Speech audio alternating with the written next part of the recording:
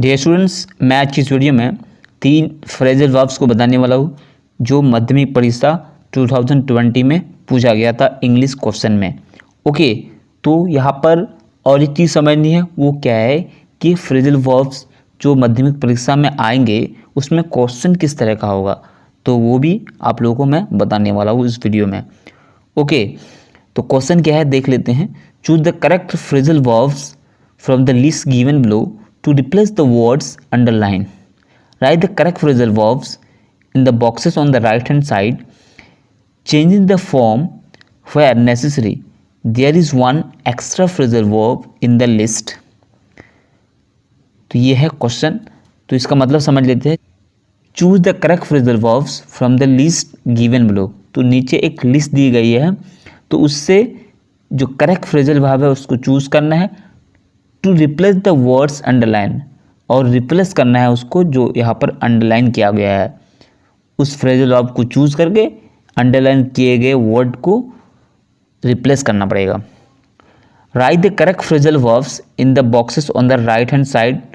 तो साइड में जो है बॉक्स दिए जाएंगे, तो उसमें लिखना है राइट हैंड साइड में changing the form where necessary, और चेंज करना है form.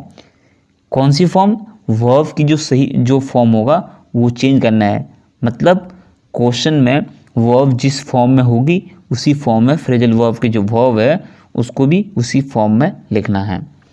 There is one extra phrasal verb in the list, और नीचे जो है जो लिस्ट दी गई है उसमें एक एक्स्ट्रा फ्रेजल वर्ब दिया गया है। नंबर 1 देखिए, the dog flowed the thief. Number 2 is have you read this book? Number 3 is the chief guest distributed the prizes. तो आप लोग सोचिए, बताइए, आप लोग सोचिए कि इसका आंसर क्या होगा, तीनों का आंसर क्या होगा, उसके बाद मैं बताऊंगा।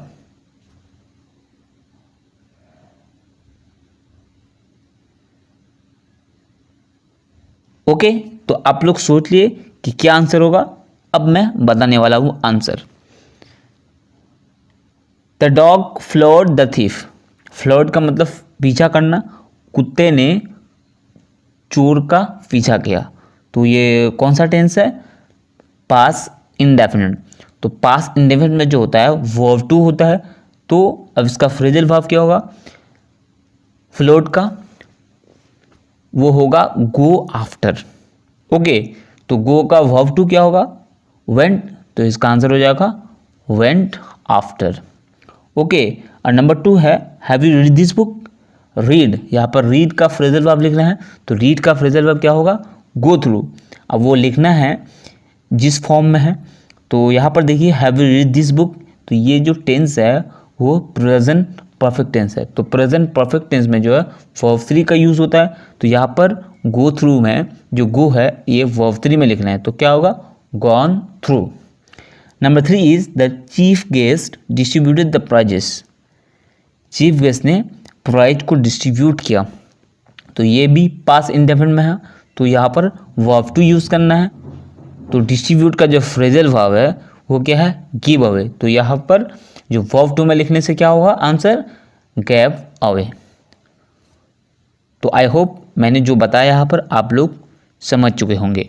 तो यहाँ पर सिर्फ मैं इंपॉर्टेंट फ्रेजल आपको नहीं बताया, साथ ही ये भी बताया कि किस तरह का क्वेश्चन रहेगा एग्जाम में। ओके, इसके अलावा मैंने इंपॉर्टेंट फ्रेजल वर्ब्स पर एक कंप्लीट वीडियो बनाई है, तो अगर आप लोग देखना चाहते हो उसका लिंक आपको इस वीडियो के डिस्क्रिप्शन में मिल जाएगा। So thank you for watching, thank you for listening, have a nice day.